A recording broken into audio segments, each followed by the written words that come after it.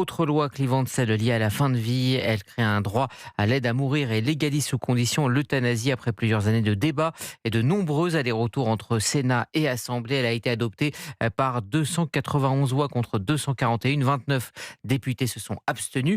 Emmanuel Macron, qui a fait de cette loi l'un des marqueurs principaux de son second mandat, a remercié les parlementaires pour un débat constructif et respectueux. Arthur Delaborde, pour les opposants au texte, hors de question de s'arrêter là. Ils vont désormais se tourner vers le Conseil constitutionnel. Le vote est passé, pas la contestation. Les opposants misent désormais sur le Conseil constitutionnel, dans leur viseur notamment le délai de réflexion.